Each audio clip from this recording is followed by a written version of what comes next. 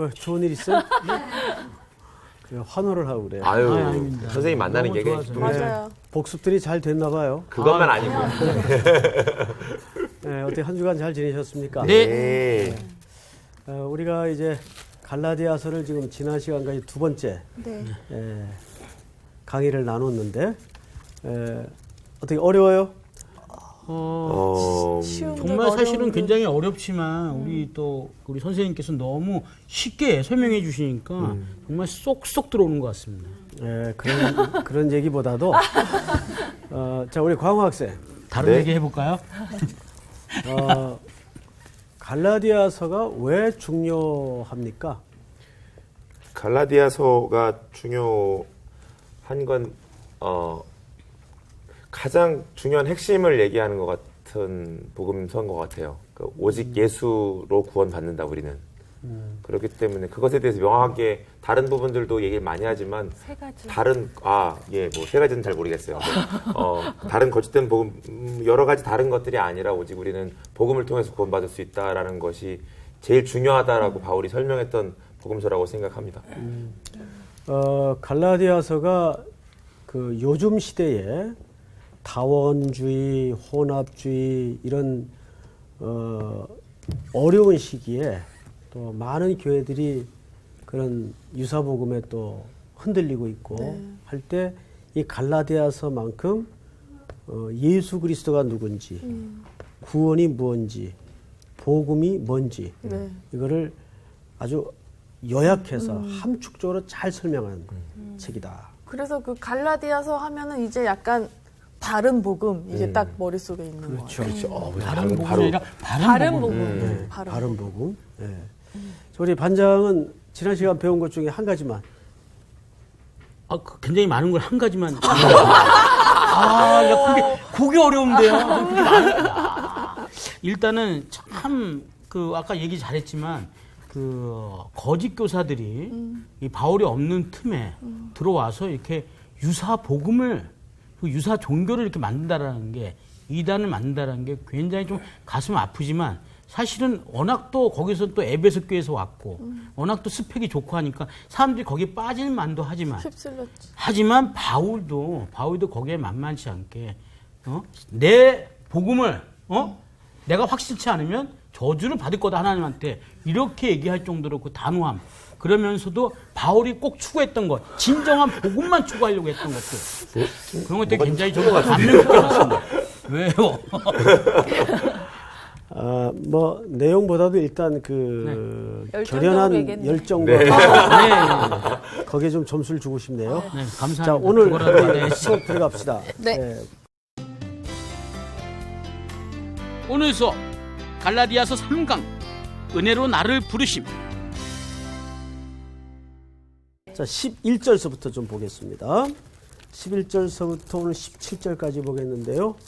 우리 성훈 학생부터 네. 두 절씩 읽고 우리 수희 학생은 한 절만 네. 이렇게 읽고.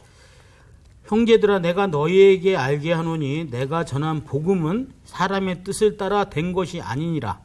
이는 내가 사람에게서 받은 것도 아니요 배운 것도 아니요 오직 예수 그리스도의 계시로 말미암은 것이라. 내가 이전에 유대교에 있을 때 행한 일을 너희가 들었거니와 하나님의 교회를 심히 박해하여 멸하고 내가 내 동족 중 여러 연갑자보다 유대교를 지나치게 믿어 내 조상의 전통에 대하여 더욱 열심히 있었으나 그러다 내 어머니의 태로부터 나를 택정하시고 그의 은혜로 나를 부르시니가 그의 아들을 이방에 전하기 위하여 그를 내 속에 나타내시기를 기뻐하셨을 때에 내가 곧 혈육과 의논하지 아니하고 또 나보다 먼저 사도된 자들을 만나려고 예루살렘으로 가지 아니하고 아라비아로 갔다가 다시 다메섹으로 돌아갔노라. 네, 수고하셨습니다. 오늘 내용은 11절에 어떤 호칭으로부터 이제 시작이 됩니다. 형제들아. 근데 이 형제들아라는 말은 일단 이제 단순하게 생각해 보십시다. 네. 누가 누구에게 부르는 호칭입니까? 형제들아. 가족도 바울이 성도들에게 네. 그렇죠. 네. 네. 사도 바울이 지금 어떤 성도들에게? 갈라디아서 우리 교인들에게 그렇죠. 네. 그러면 지금 그 갈라디아서 지방의 성도들은 어떤 상태죠? 지금 거짓 교사에 지금 빠져 있는 상태입니다. 그렇죠. 혼돈된 상태. 그렇죠. 이제 그게 문제예요. 저 같으면 네. 그런 상황에 형제들아 그래. 쉬울까? 아니죠. 야, 그렇지. 뭐, 야, 저, 그렇지. 야, 뭐 니네. 니네들. 근데 뜻밖에도 여기서 바울이 사용한 형제들아라는 단어는 굉장히 따뜻하고 부드러운 뉘앙스를 담은 호칭이에요. 근데 지금 그 대상은 야단을 퍼부어도 시원치 않아요. 지금 상황과 상태에 빠져 있어요. 네. 자, 이게 왜 중요할까요? 하나님의 마음. 네, 그렇죠. 계속 얘기해 보세요. 계속해봐요. 아니 그냥 하나님의 마음. 우리가 늘 하나님의 마음으로 그죠. 네, 끝까지. 마음으로. 예, 그 부분이 있어요. 또 그러니까 내 뜻을 전하려는 게 아니라 하나님의 뜻을 전하는 거잖아요. 이 사도가. 옳지. 그렇기 때문에 내 감정에 대해서 철저하게 속상하고 되게 그랬을 것 같은데 그거에 대해서는 이렇게 잘 절제를 했던 게 아닐까 이런 생각. 가끔 가다가 이렇게 그러니까요. 얻어걸려요. 예. 정확하게 맞습니다. 그래서 여기는 지금 이 형제들아라는 바울의 이 호칭은 그런 상황을 염두에 두고 부르고 있다는 걸 아셔야 돼요. 그러니까 이 말은 무슨 말인가 하면 하나님의 복음을 어쨌든 설득해서 전해야 돼. 네. 이들이 지금 뭐 변절을 했다 어쨌든 간에 네. 목회의 대상이란 말이에요. 네. 그 대구에 야단만 칠 수가 없는 거예요. 그 이유는 뭘까? 자기의 속상한 마음을 뒤로 하는 거예요. 그러니까 이 태도는 내용만큼 중요해요. 네. 이거 아무나 할 수 맞아. 있는 게 아니야. 맞아. 진짜. 사도 바울이 여기에서 형제들아라고 부르고 있는 이 대상이 지금 변절자들이란 말이에요. 네. 쉽게 얘기하면 그래서 네. 더 심각한 상황. 바른 복음에서 떠나 확 흔들린 사람들이란 말이에요. 네. 그러면 송태근이 같아도 막 대고 야단을 치고 싶죠. 네. 그런데 탁 누르고 뭐라고 부르고 있어요? 따뜻하게. 형제들아. 형제들아. 형제들아. 그러니 그 과정을 겪어내려니 속은 썩어 문드러지고. 경험해보셨어요? 너무 표현이. 아니 그러니까 왜냐면 이 절도 그랬잖아요. 내가 사람 좋게 하려고 그러냐 하나님 좋게 하느냐 막 얘기하다가 이제 형제들아. 형제들아. 연기하시는 거예요? 역시 연기자야. 아니 그러니까 정말 이런 마음이 보여요. 너무 리얼하게 잘했어요. 그거예요. 지금 이런 걸로 봐서 바울은 자기 속 썩는 게 중요한 게 아니에요. 어쨌든 한 영혼이라도 바른 복음의 자리로 다시 되는. 회복해 하는 것이 맞아요. 바울의 목적이니까. 네. 자, 여기서 우리는 참 많은 적용을 붙들어야 돼요. 우린 내가 기분 나쁘면 집어던져. 안 해. 너 다 해먹어. 이렇게 된단 말이에요. 그러면 자기는 스트레스가 풀릴 수 있고 자기는 속이 시원해. 근데 일은 안 되죠. 안 되는 거예요. 일은 안 되는 거예요. 그래서 항상 고린도 전서 4장의 사도 바울이 고린도 교회 성도들을 향해서 글을 쓸 때 우리를 가리켜서 뭐라고 표현했죠? 맡은 자. 맡은 자. 그러니까 맡았다는 것은 무슨 뜻이에요? 그 네가 하고 싶으면 하고 말고 싶은 말이 일이 아니란 말이에요. 네. 맡긴 분의 여지에 따라서 그건 해야 되는 거예요. 네. 서로 어떠할지라도 내가 상황이 어떠할지라도 네. 내 상황이 어떠할지라도 주께서 나에게 충성되이 여기셔서 맡겼다면 네. 그거는 해야 되는 거. 이가 다 빠져나가는 한이 있더라도 이게 스트레스 받으면 이가 빠집디다. 치아가 다 흔들려 버려요. 맞아요. 예. 맞아. 전 그런 사람 봤어요. 너무너무 스트레스를 받고 힘이 드니까 젊은데 이게 다 빠지더라고요. 그 스트레스가 얼마나 무섭겠어요.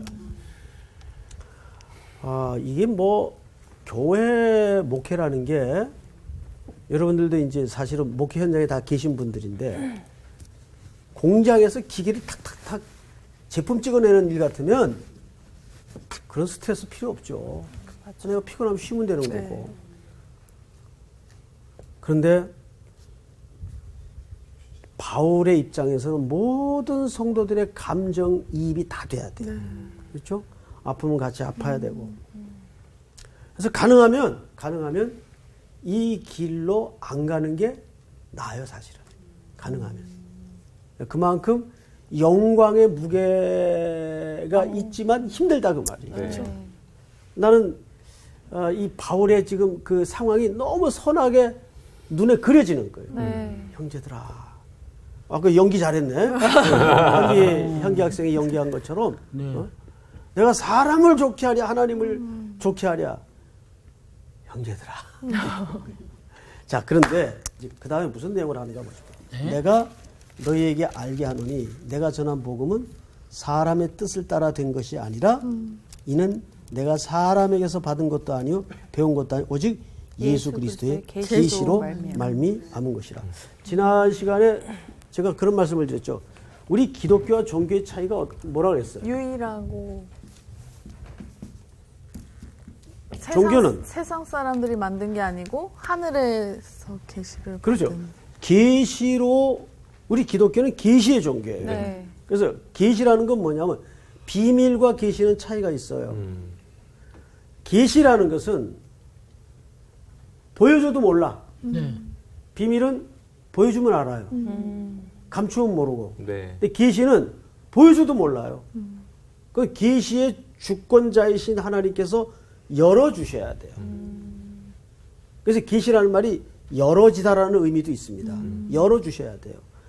성경을 내가 읽어도 글자는 읽을 수 있는데 깨달아지질 않는 거예요. 그렇죠. 예. 예. 맞아. 성경. 그래서 항상 성경의 저자이신 성령께 의지해서 성경을 읽어야 돼요. 네.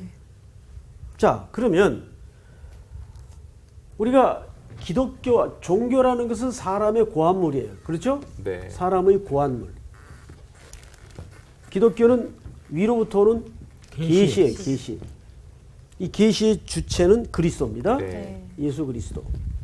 자, 오늘 짧은 시간에 계시가 어떻고 그걸 다 설명할 수는 없고 요 정도로 알아듣고 네. 그러면 성경을 다시 한번 보세요. 내가 사람에게서 받은 것도 아니요 배운 것도 아니요 오직 예수 그리스도의 계시로 말미암은 것이라 그랬어요. 네. 예수 그리스도의 계시라는 게 무슨 말이에요? 계시의 모든 주제가 예수 그리스도. 누구를 소개하는 겁니까? 예수. 예수 그리스도. 그래서 지난 시간에 이 갈라디아서가 쓰여진 배경을 동기를 세 가지로 설명했어요. 네. 다른 복음에서 다른 복음. 복음으로. 다른 복음으로.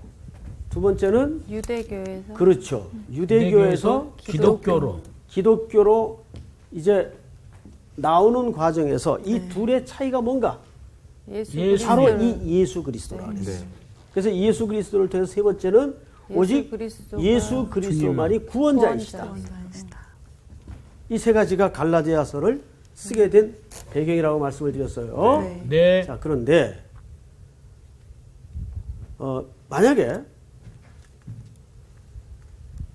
다른 복음이 무엇인지를 알기 위해서는 뭘 알면 될까요? 다른 복음이 어떤 건지를 제대로 알기 위해서는 뭘 알면 될까요? 바른 바른 복음을 복음을 제대로 알죠. 알면 되죠. 네. 바른 복음이 뭔지를 알면 다른 복음은 따로 연구를 안 해도 분별이 될까요? 네, 안 될까요? 돼요. 되죠. 당연히 분별이 되죠.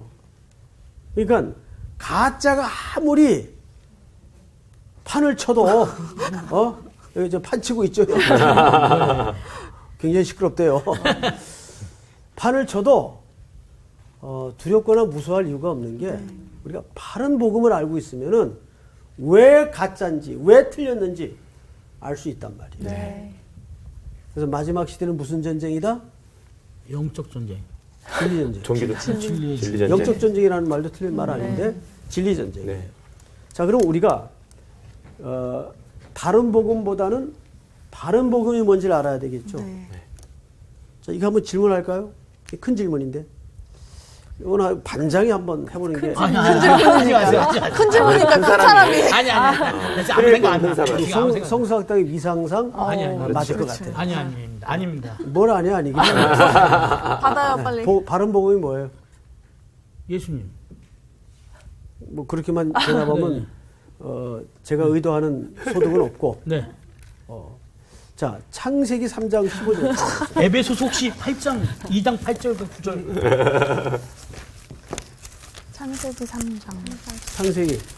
요 부분만 한번 같이 공부하고 네. 지나갑시다. 3장 15절.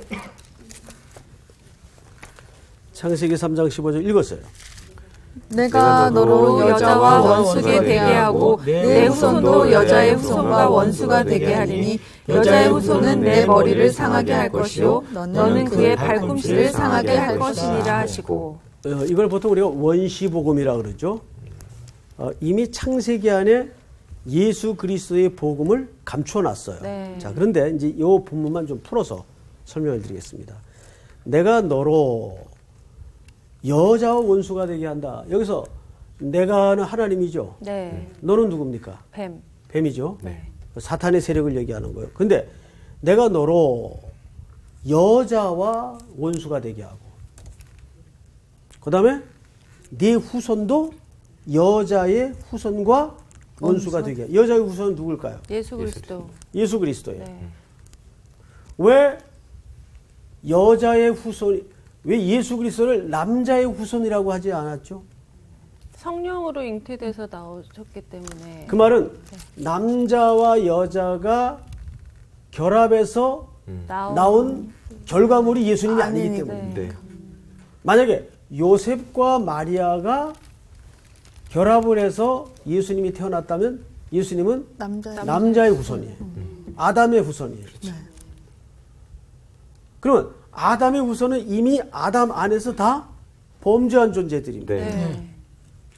그런데 예수님은 이 땅의 속죄물이 되기 위해서는 죄가 없으셔야 돼요. 네.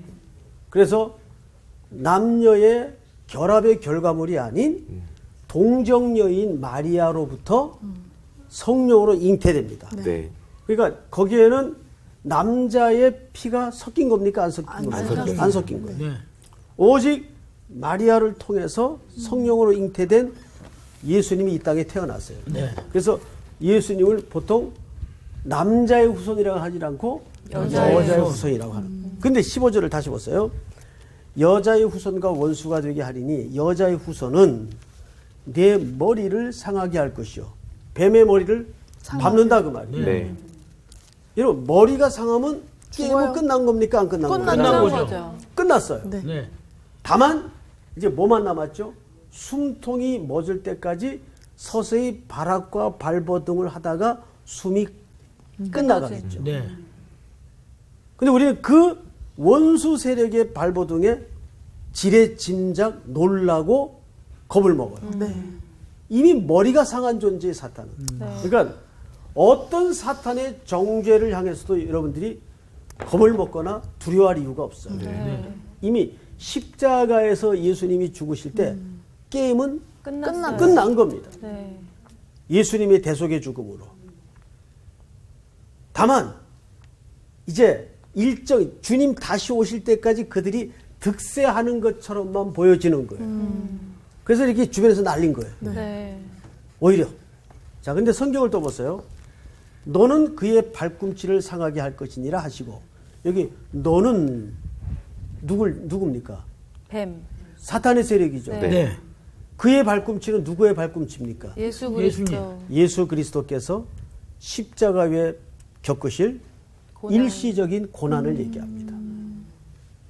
여기서는 그래서 이 창세기 인류의 타락 후에 예시되고 계시된 복음이 일관되게 계시록까지 관통하는 겁니다. 네. 그러니까 전부 성경의 이야기는 이 그리스도로 구속을 이루어가는 하나님의 열심을 말한 책이 성경의 전체의 책이에요. 네.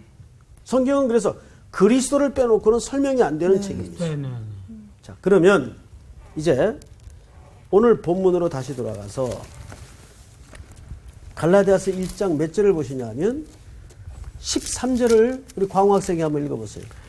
내가 이전에 유대교회에 있을 때에 행한 일을 너희가 들었거니와 하나님의 교회를 심히 박해하여 멸하고 내가 내 동족 중 여러 영갑자보다 유대교를 지나치게 믿어 내 조상의 전통에 대하여 더욱 열심히 있었으나 네, 거기까지만요. 자, 이것은 사도 바울이 과거의 삶을 여과 없이 소개하는 겁니다. 네. 자, 한번 열거해 볼까요? 네. 바울의 과거는 어땠나? 첫 번째, 하나님의 13절만 놓고 볼 때 광우 학생 얘기해 보세요. 네, 유대인이었고 박해를 심하게 했던 유대교 하나님의 예. 교회를 하나님의 교회를 심하게 심하게 하나님의 박해했던 교회를 박해. 박해. 예. 그다음에 또 그리고 유대교를 지나치게 믿었던 바리새인. 바리새인. 네. 바리새인은 굉장히 그 율법에 열심히 있는 사람이에요. 네. 네. 바리새인이었고 그리고 그 율법에 전통을 잘 따랐던 율법주의자. 열심히였다. 네. 열심히. 또 없나요? 또 그다음에 헬라인. 헬라인이 어디 있어요? 아니, 없는데 헬라인이라고 배워가지고. 14절을 보시면 이렇게 돼요. 네. 조상의 전통에 대하여 더욱 열심히 열심히. 했으나 이렇게 돼 있어요. 이게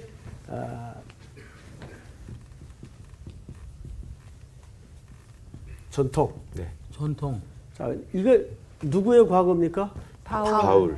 바울이 과거예요. 근데 바울이 이런 과거만 있는 게 아니라 성경 한 군데를 찾으십시다. 빌립보서 3장을 찾으세요. 뒤로 좀 넘기면 3장 5절.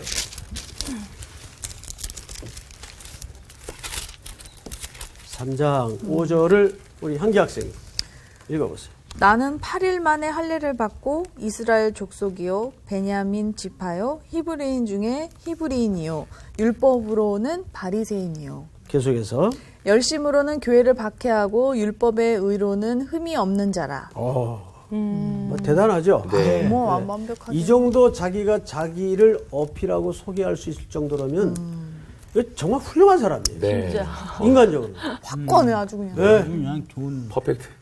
자, 그런데 이것이 오늘 여기 열거된 내용과 방금 읽었던 빌립보서 3장의 이 내용이 회심 전 사도 바울의 과거의 이력서입니다. 네.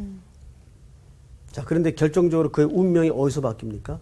담에색 담에색. 도상에. 네. 담에색 도상에서 바뀌어요. 네. 자, 그 부분을 사도행전 22장을 다 이었어요.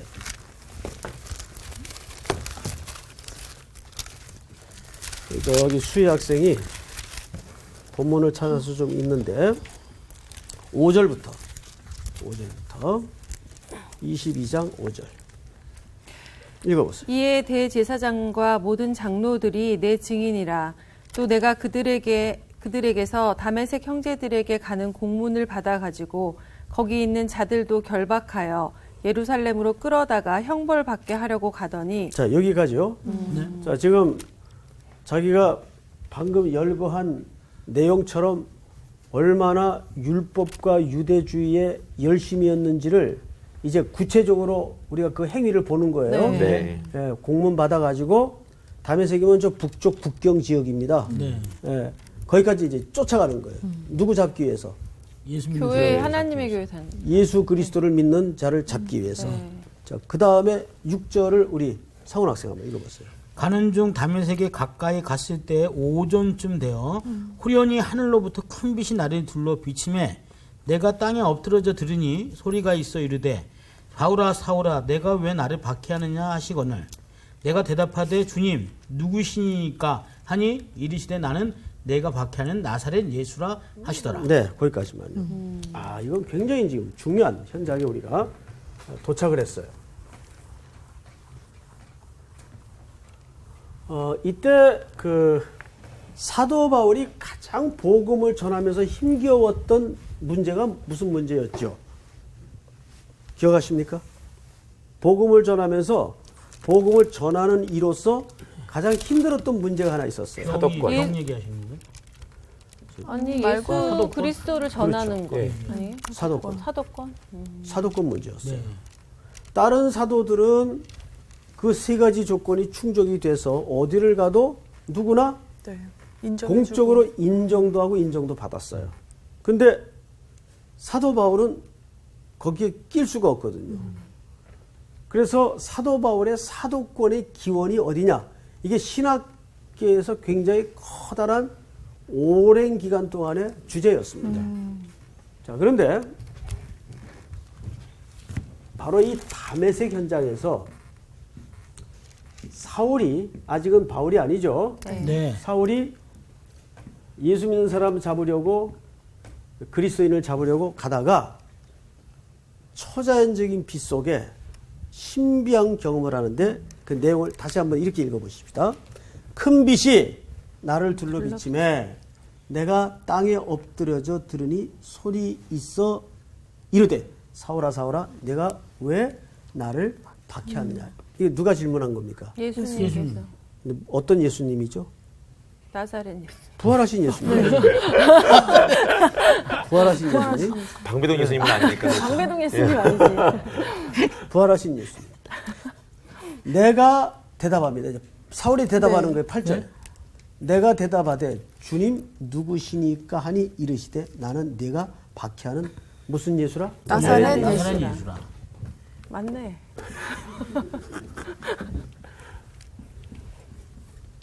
여러분 예수는 예수님의 그냥 이름이에요. 네. 예수님 이름이고. 근데 어디 출신이죠? 나사렛. 나사렛. 예수님이 나사렛에서 나셨나요? 아니죠. 베들레. 아유, 베들레헴에서 네. 하셨죠. 베들레. 예. 왜 배를 이렇게 하시면서. 베들레헴에서 나셨죠? 네. 근데 항상 베들레헴 예수라는 말은 없어요. 없죠. 없어요. 왜 나사렛 예수일까요? 아, 저 알았는데. 전에 설명 한번 해주셨는데. 그러니까 들었어는. 네. 여기서 나사렛에 오랜 시간을 살았어요. 자란 곳이 나사렛. 근데 이 나사렛은 여러 유대 땅 고을 중에 제일 작은 아주 고을. 비천하고 아주 가난한 동네예요. 이게 나사렛이. 그래서 속담에 나사렛에서 무슨 선한 선한 것이 것이 나겠느냐. 맞아요. 우리도 청담동 예수 이러면 사람들이 이럴 수 있지. 그렇잖아요. 그렇지, 그렇지. 죄송합니다. 예, 제가 죄송합니다. 제가 노량진 시장 예수 요즘 그렇지. 자 수희 학생 절 봐요. 제가 죄송합니다. 줄 알았어. 앞으로 묻는 말만 해. 묻는 말만. 청담동 예수 참 어감이 그러네. 예. 그러니까 우리나라로 하면 어디 지역쯤 이 지역도 조심하게. 네, 달동네라고 달동네. 합시다. 그렇지. 이 나사렛은 굉장히 가난하고 어려운 동네입니다. 예수님은 주로 여기에서 형제들과 어머님 슬하에 살았던 것 같아요. 자, 그러니 예수라는 인간만으로 볼 때 예수라는 사람에 대해서 썩 그렇게 당시 사람들이 매력을 가지고 있었을까요? 아니죠. 아까 수희 자매가 말한 것처럼 청담동에서 좀 오셨다면 오 그쵸. 그럴 거예요. 그치. 네? 그럴 거예요. 자, 그런데 이 당시 사람들이 기대했던 메시아 어떤 그림이었을까요? 왕의 모습으로. 왕궁에서 태어난 찬란한 네. 위풍과 네. 당당함. 이런 모습으로 메시아는 와서 로마의 신음 아래 고통당하는 민족을 결박을 풀어내고 그들을 물리치며 그들의 빵의 문제와 인생의 문제를 해결할 수 있는 그런 메시아를 기대했어요. 네. 이 문제를 누구도 심지어는 오해를 했는가 하면 제자들. 제자들뿐만 아니라 세례 요한도 오해를 했어요. 세례 요한이 감옥에 갇혔는데 이 정권에게 바른 말했다가 감옥에 갇히죠. 자, 감옥에 갇혔는데 또 자기 역할은 메시아가 오는 걸 준비하는 역할인데 메시아라고 소문에 돌아다니는 사람의 행적을 보니까 저건 아닌 것 같아. 맨날 죄인들하고 밥 먹고 창기들 찾아다니고 그럼 뭐 이렇게 다니면서 많이 잡수셔. 맞아요. 예. 그래서 저 그림은 아닌데 궁금함이 생긴 거예요. 그래서 네. 제자들을 보내죠. 네. 예수님에게. 예수님이 그 제자들의 질문과 보낸 요한의 의중을 꿰뚫어 보고 가서 전해라. 눈먼 자가 보며 안전뱅이가 일어나며 이것은 전부 무슨 그림이에요? 메시아가 왔을 때 회복의 상징이에요. 네. 하나님의 나라 도래의 상징이에요. 그래서 사도행전 3장에 안전뱅이 발을 못 쓰는 자가 일어나는 것도 사실은 단순한 기적이 아니라 드디어 하나님의 나라가 메시아의 나라가 도래한다. 네. 그 선언적 하나의 표징이란 네. 말이에요. 그렇듯이 예수님이 세례 요한의 제자들에게 가서 너희가 본 것을 들은 것을 말하라.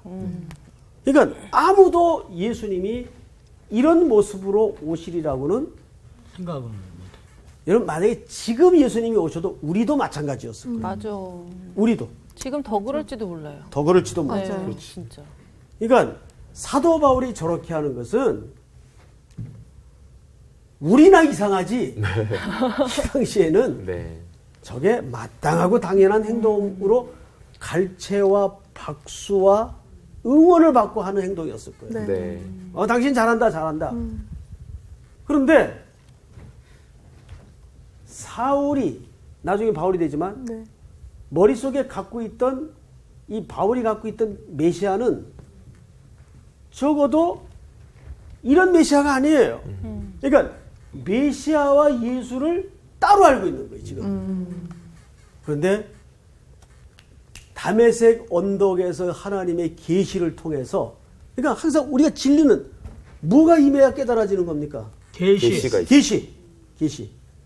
계시가 있어야 깨달아지는 거예요. 예수님을 보고도 메시아인 줄 모르는 사람들이 부지기수였어요. 네. 그러니까 이건 비밀의 문제가 아니라 계시의 문제이기 때문에. 네. 여기에서 드디어 사울은 메시아와 예수가 만남이 이루어져. 만남. 말 표현이 재밌죠? 네. 저 두 분을 얘기하는 게 아니죠? 네. 네. 이 메시아가 이분이었어요. 네. 근데 우리도 그럴 때 있어요. 예, 그분이요. 네, 따로 알고 있을 때가 있어요. 네. 네?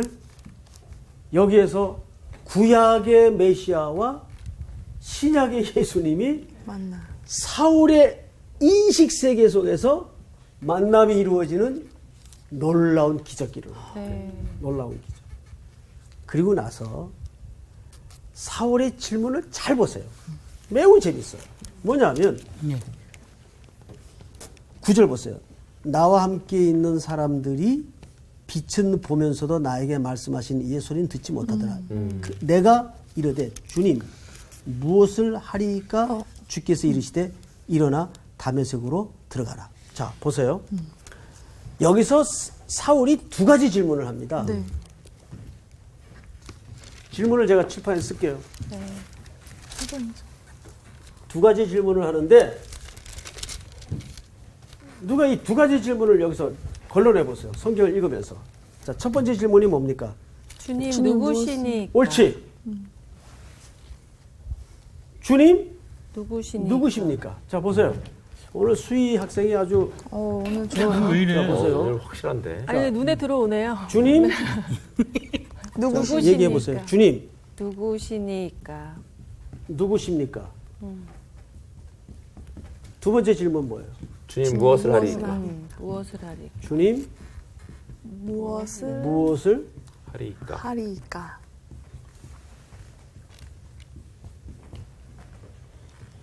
이 질문의 순서는 어마어마하게 중요해요. 네. 사울은 지금까지 저 질문을 뒤집어서 살았어요. 뭘 먼저 하면서 돌아다녔어요. 그러니까 누굴 몰랐죠? 주님을 몰랐죠. 주님을 몰랐죠.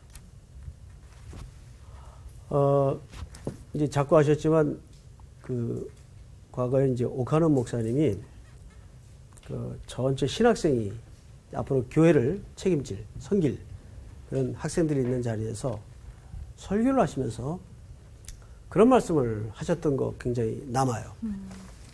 한국 교회는 재정도 있고 교인도 있는데 정작 복음이 부재됐다. 복음이 부재됐다. 그러면서 이제 이런 설명을 합니다. 한국교회 성도들이 들어오면 복음을 들어서 주님이 누군가를 먼저 배우는 게 아니라 교회 생활을 먼저 배워요. 그래야 안 그래요? 맞아요. 그렇습니다. 이건 굉장히 위험한 겁니다. 교회 생활을 먼저 배워요. 그러면 사람 만나는 거 좋아하고 분위기 좋고 또 선한 일 하고 하니까 거기서 직분도 받을 수 있죠. 있어요. 그런데 정작 복음을 한 번도 들어본 적이 없어요. 예수 그리스도가 누구신지, 그분이 내게 행하신 일이 무슨 일인지, 그분은 나를 어떻게 사랑하는지. 저는 참 예수님이 얼마나 너그러운 분인가 하면 성경에도 그렇고 교회 안에도 그렇고 엉뚱한 동기로 예수 믿고자 들어오는 사람들이 얼마나 많아요. 맞아요. 많이 있습니다. 이렇게 초코파이 받으러 오고 네. 아멘. 잠에 쫓아서 오고 맞아요. 그러다가 네. 예수님을 만나. 예수님에게 덜커덕 걸리는 거죠. 걸려들어요. 네. 이제 그때부터는 초코파이가 사라지고 네. 이쁜 자매들의 얼굴이 우선이 아니라 내가 주님을 얼마나 사랑하는지, 주님이 나를 얼마나 사랑하셨는지. 그러니까 주님과 깊은, 그래서 예수를 믿는다는 것은 doing, 뭘 하는 게 중요한 게 아니고 그분이 어떤 분인 거를 먼저 알아가는 거예요. 사실은. 그렇죠? 네. 저는 지금 보기보다 성격이 좀 급해요. 네.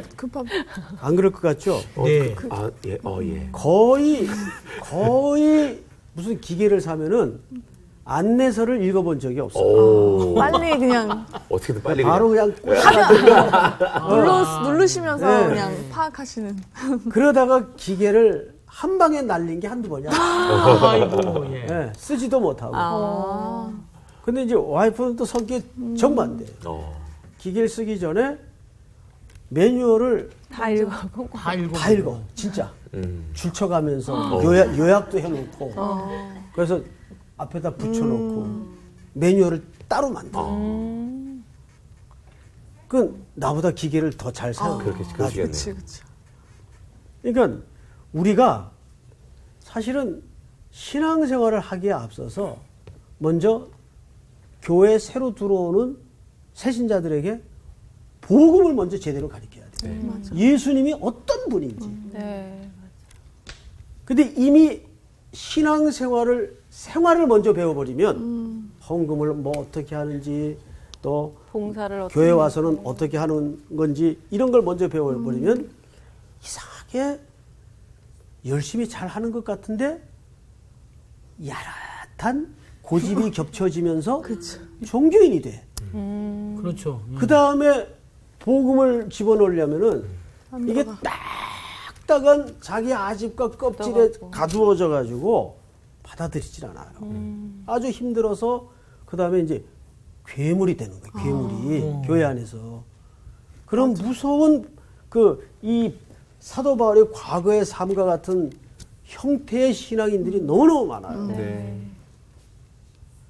그래서 우리 여기 앉아 계신 성도님들은 또 우리 학생들은 정말 주님이 어떤 분인지를 먼저 배워야 되겠구나. 이 우선순위를 절대 바꾸지 마시기 바랍니다. 네. 네, 아멘. 두 가지 질문. 주님 누구십니까? 주님. 그 다음에 뭘 했죠? 주님 무엇을 하니까. 하니까. 오늘 공부는 여기서 끝! 끝. 수고하셨습니다. 감사합니다.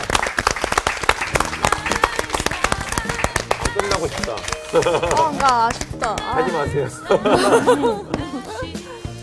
정말 맞아요. 우리가 주님이 누구신지를 먼저 알아야 솔직히 진짜 기둥이 바로 단단히 세워져 있어야 그 다음에 무엇을 하든지 뭘 하든지 해도 쓰러지지 않고 흔들리지 않는데 맞아.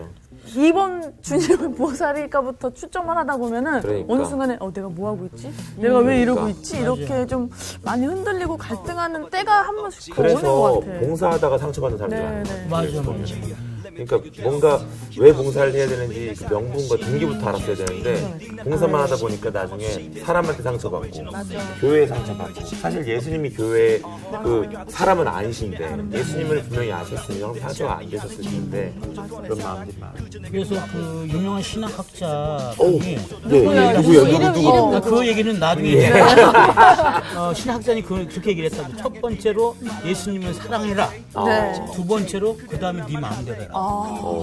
그런 말을 했잖아요. 맞아요. 누구 진짜 궁금하네요. 근데. 그분이 그 바로 저기 유명한 글을 쓰셨던 누구? 네? 누구? 그분 있잖아요. 그분.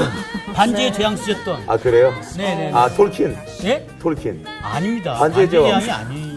어쨌든 반지의 근데 제왕. 우리가 아, 진짜 반지의 제왕이 아닙니다. 막 예. 교회를 막 20년, 30년 다녀도 진짜 하나님이 누구신지 정확하게 모르는 사람들 진짜 많잖아요. 네. 우리 자신도 좀 점검해보고 저 얼마 설교 듣는데 그 목사님이 여러분은 하나님을 진짜 아세요? 이렇게 물어보더라고요. 나 자신한테 좀 물어보는 일주일 지내면 좋을 것 같아요. 네네네. 그렇죠. 예. 우리가 제대로 예수님이 누군지 네. 알아봐야 내가 될 것 같습니다. 알겠습니다.